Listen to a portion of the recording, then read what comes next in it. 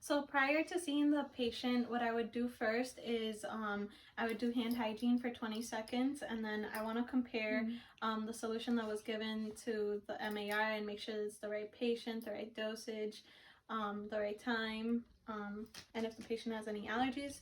So, and then again, this is the solution that I would open after making sure that everything is correctly stated. And I would need the solution and then the primary tubing for this. So let me just open this up. And then once I open it up, I want to make sure for the clarity if there's any tears and the expiration date, which is January 2013. So then after I do this, I want to open up the primary tubing.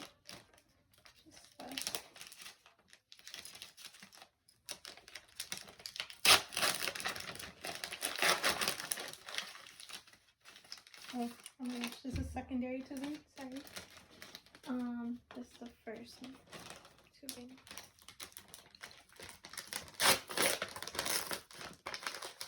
Okay.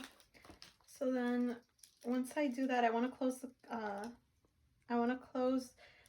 the clamp off closed, and then I want to make sure that this stays sterile when I take off the cap and the spike cap. So what I want to do is I want to take this off first. Okay. I'm going to touch this without contaminating it.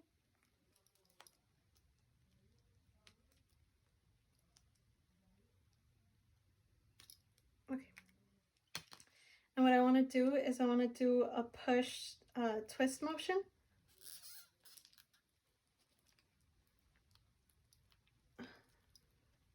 Okay. And now that it's done, I'm going to go and hang it on the IV pole.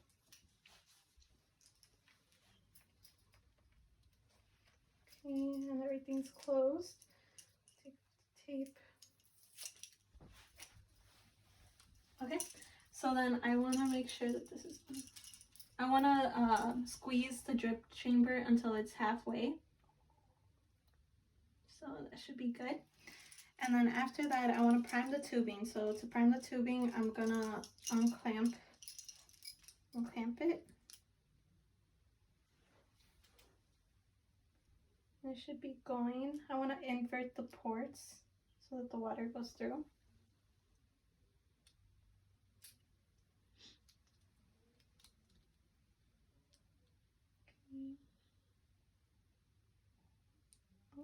Okay, so it's primed. Okay, so I'm gonna put this here. Okay, and then I would also label it with my name, with my initials, the date and time, and then also date the tubing. And then that's what I would do prior to seeing the patient. If I were to see the patient, what I would do again is hand hygiene, introduce myself, compare the MAR to their name, date of birth, and then also if it's the right solution, again, make sure it's at the right time, make sure there's no, if the patient has allergies. And after that, if the patient has an existing IV, I would clamp close all of the current ones, or I would clamp them closed and then take them off, so the extension one and the current one, and then I would clean the access port again and then put the new one, and after putting the new one, I would make sure that the rate is going again and put tape on the IV in case necessary. And then I would document if the patient had any reactions to it or anything. So then after that, going to a secondary tubing, if I were doing a piggyback one, what I would do prior to seeing the patient is, again, I would check the MAR, make sure that I know any adverse effects that can happen with the medication. If the patient has any allergies, that make sure that it's given at the right medication at the right dosage with the right patient. And then I would compare again. I would get the secondary tubing that I accidentally used the first one with the medication again, and make sure that it's the right medication with the MAR. And I would also make sure it's the same rate as well, and that it's compatible with the solution. And when I make sure of the flow rate, so it says that it's 15 drops per milliliter. So when I calculate that, it's 15. You want drops over milliliters. So 15 drops over a milliliter. And then it's given 15 based on the order, 15 milliliters. And then from the book, it said that it could be given anywhere from 10 minutes to an hour. So I'm going to do 30 minutes. Okay. So then when I multiply this, it goes out to be 750 divided by 30 equals 25 minutes per hour. And that's the rate, the flow rate. Per minute, my bad. Per minute. Okay, so now after doing that, I would actually get to the patient, do hand hygiene, explain to her that I'm going to do a piggyback medication that's going to make her feel better once it connects through. So to do that, again, I'm going to open it up and compare it to the MAR. Make sure. And I would ask if she has any allergies or anything concerning it. Okay. And the same thing, I'm going to close the clamp. Okay. And then here's going to be a little hook. Take this off. Make sure that it's sterile. And then I want to take this one off too. Okay. And again, push, twist technique. This one's harder. Okay.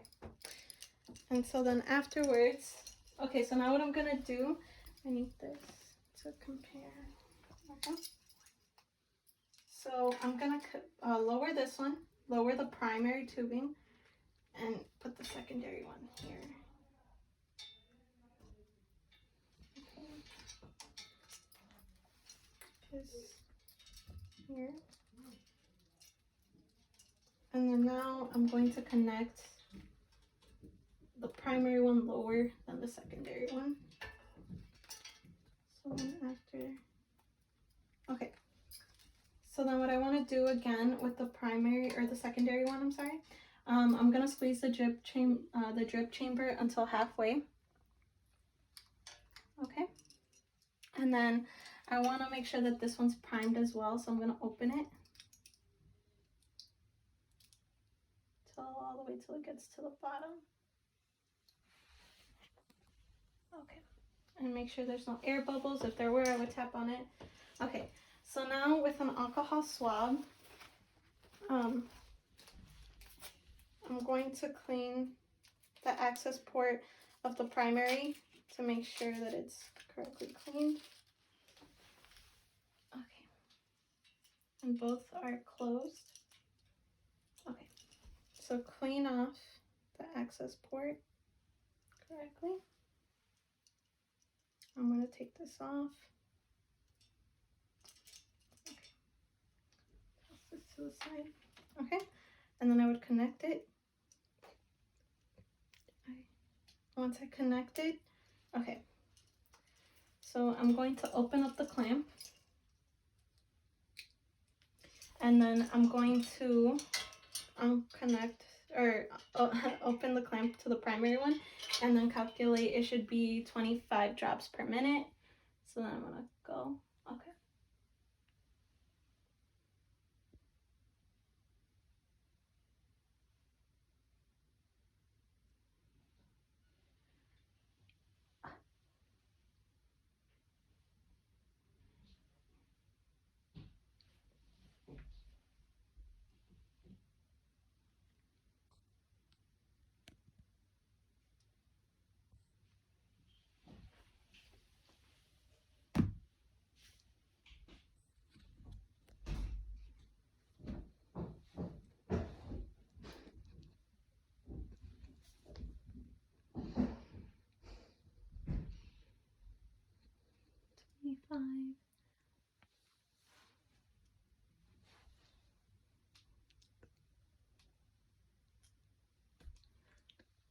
Okay.